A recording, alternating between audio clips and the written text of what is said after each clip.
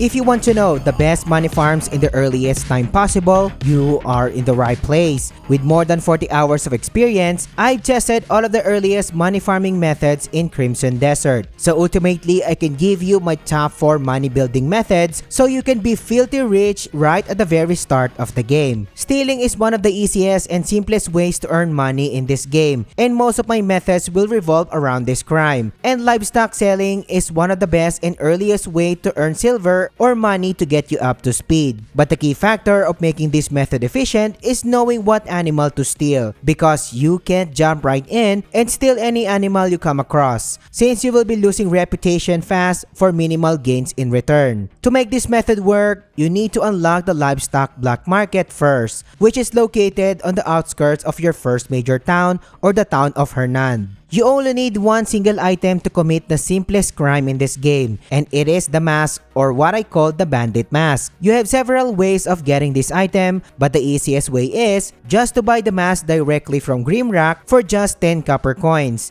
And I am showing the location of this goblin merchant on the screen right now, relatively near where you unlock the livestock black market. You only need to focus on 3 animals for now, and the first ones are pigs, which you can easily find in the location that I am showing on the screen right now. This place is crawling with pigs, so grab one and turn the animal into the livestock black market.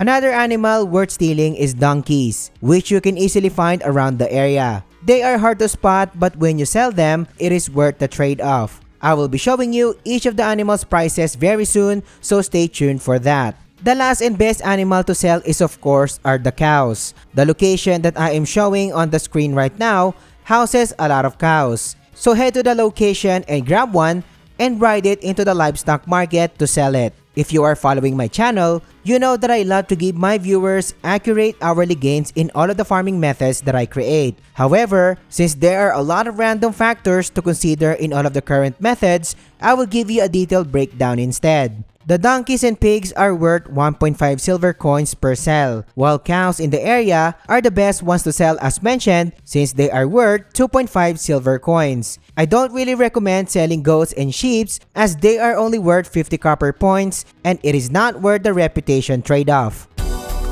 Since you already have the bandit mask, the quickest way to get money early on is to steal a wagon pack with valuable goods. And now there's a specific way of doing this. And the location that I am showing on the screen right now pinpoints the wagon black market. What you need to do here is pay attention to the surrounding roads around the black market. The actual method is pretty simple. Go around the area that I asked you to pay attention to, and when you spot a parked bandwagon, you can easily steal it, then drive it back and turn it over to the black market. Well, keep in mind that there are roaming bandwagons in the area as well, but I don't really suggest stealing them since it will cost you more reputation points. And yes, the park wagons only cost 5 reputation points per steal, so it is worth the trade-off. As mentioned, this is pretty much one of the fastest way to earn silver coins in the game, and each of the large wagons that you turn in will give you at least a whopping 8.5 to 12.5 silver coins per session, while the smaller wagons ranges from 3.5 silver coins.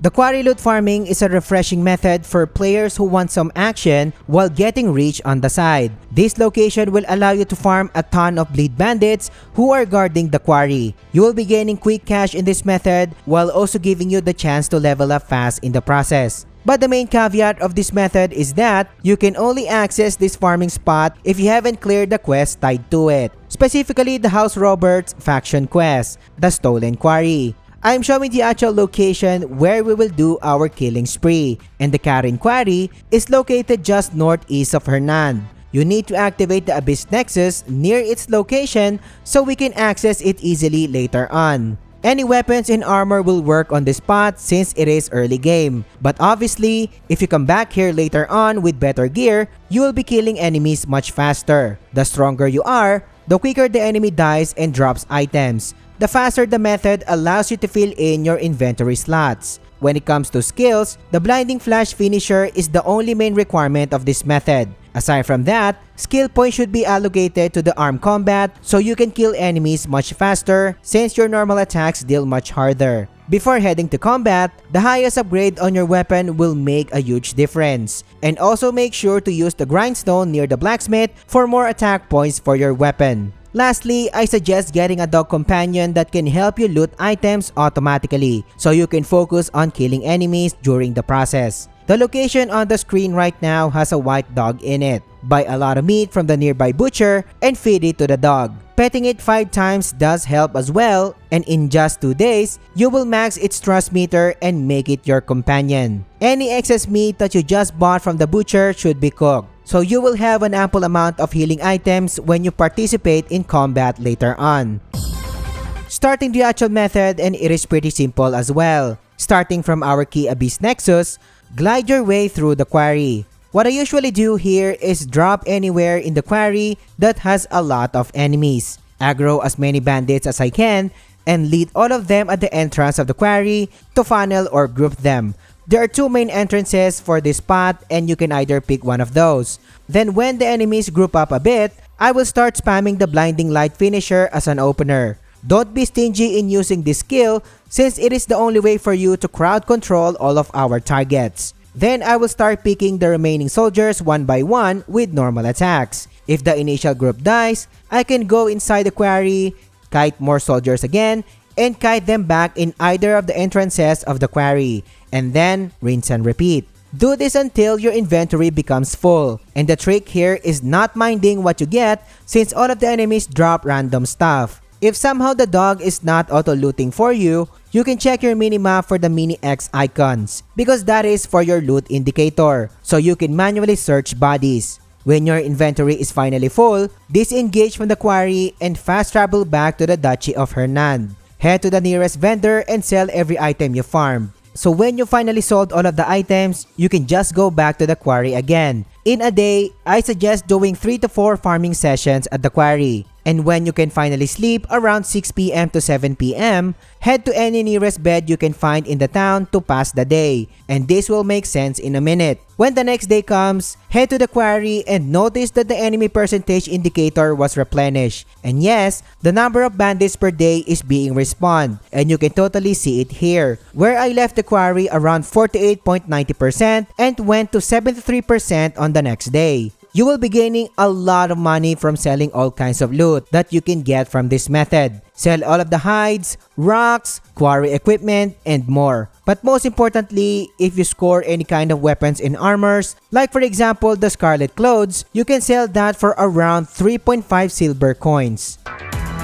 The duo gambling method is hands down the best and fastest way to earn silver coins in the early game. This method will allow the player to earn silver coins easily by manipulating each gambling session, eliminating any kind of possible losses, while also not requiring the user to learn the minigame's mechanics. And yes, you heard that right, my dear viewer. Find this gambling minigame in the Inn of Hernand, which I am showing the location on the screen right now for your convenience. Head inside the inn, access the second floor, and enter the guarded door. There's a little bit of complexity when playing this game in its intended way, but as mentioned, you don't really need to learn any mechanics. Before participating in your first match, save your game first. Then play with your soon-to-be best friends. What you need to do here is always go all in when you finally get your turn. Always remember, go all in. Then wait for your opponents to either fold or do all in as well. Wait for the results, and if you win, get all of your earnings and quit the minigame. And then save your game and participate again. If somehow you lose, just quit the minigame and load your last save and participate in more sessions, rinse and repeat. In my own experience, I always win multiple times in a row and get around a whopping 19 silver coins up to 32 to 46 silver coins. The matches that I am showing you right now are all consecutive winning matches, where I gained 19 silver coins on the first match, 32 on the second, and 30 in the third one. But my greatest earnings were around 46 silver coins, and that is a lot. I also understand that you could have a really bad RNG consecutively. However, since the minimum winnings here are around 19 silver coins, it tops the other methods while also taking less time. If you simply don't care about XP farming, the wagon stealing is still much faster and without any RNG involved compared to the quarry method if you don't want to participate in this minigame.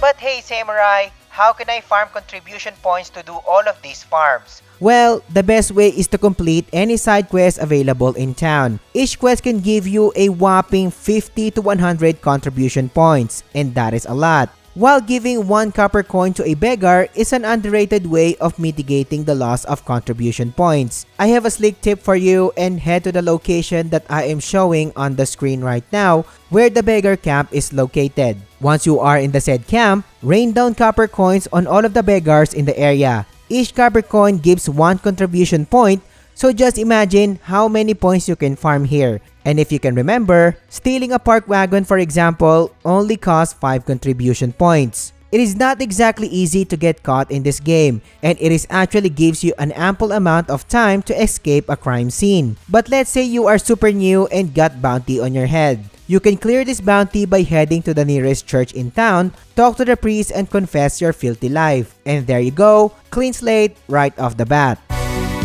But what if I told you that you can have a whopping 500 silver coins right at the very start of the game? Not only that, the next methods in this guide will even double or triple your income in the fastest time possible. So if you want to be filthy rich ASAP, you might want to stay tuned on this one. I will be teaching you an easy way to manage banks. But first things first, let me get you your first 500 silver coins in the game. Head to the location on the screen right now where the Lioncrest Manor is located. Once you are in the area, head to the side section of the Lioncrest Manor and access the windows to get inside it. Head to the main hall of the manor and access the first story of the building. Eventually, you will find a fireplace that you can interact with. Put out the fire, make sure your bandit mask is on, and steal your first gold bar in the game. Head to the location being shown on the screen right now, which is the local bank. Talk to the bank master and exchange your gold bar for 500 silver coins if you have 0 silver coins at the moment. But if you have at least 100 silver coins right now, don't bother exchanging the gold bar that we just got from the silver coins, and we will use your 100 silver coins later on for something else. We are just starting the process of making you one of the richest men in Pywell, and banking is the key to making it happen. The bank essentially grows your money over time through investments. However, just like in the real-world stock market, there's a risk of losing money. But this method will completely bypass that, so you will only care about gaining insane money over time with 0 losses. Assuming that you have just started the game and you have the initial 500 silver coins that I asked you to exchange for the gold bar, spend at least 100 silver coins to buy your personal strong box, and this will allow you to start investing. The next step is exploring all of the methods that I showed you so far in this guide to earn back at least 100 silver coins we just spent. Assuming you've gathered the 100 silver coins already, head back to the bank and exchange your 500 silver coins for a gold bar. After getting the gold bar, invest it back in the bank. You can now see that you have a deposited amount of 500 silver coins, which is also equivalent to 1 gold bar. You are all set for investments, and it is that easy. After investments are set your investment strategy to high risk. And as mentioned, you will never lose any money in this method, so don't worry about that. So the next step is noticing the remaining days that the investment gains will take effect. For this instance, it is 1 day and 2 hours. Do something else and go back at least 20 in-game hours, and this is where the magic happens. I am using a different playthrough this time and notice that I only have 5 in-game minutes before the investment results takes effect. What you need to do here is make sure to save your game, then wait for the investment results. After the said time, check what results you have. In my instance, my first investment gain is around 25% and I am not really happy with this one. So what I will do instead is load my save to return to the point before the investment kicks in. And yes, the results of investments are not really predetermined. In my second attempt, I got 40%. This is already a good amount and you can call it a day. But I wanted to push my luck, so I loaded my save again, waited for the results, and there you go. I got a whopping 52% gains in total. So just imagine if you have hundreds of thousands of investments already in the bank. After that, saving your game is the best thing that you need to do here. If I want to gain more money, I will just wait for another 3 in-game days and repeat the process and so on. Or what you can do instead is to set to low priority risk investment strategy if you don't want any losses and forget the bank while growing your money on the side. But what if you want to know the best beginner tips to have the perfect start? This video will teach you everything you need to know, so click on it and I will catch you on the next one.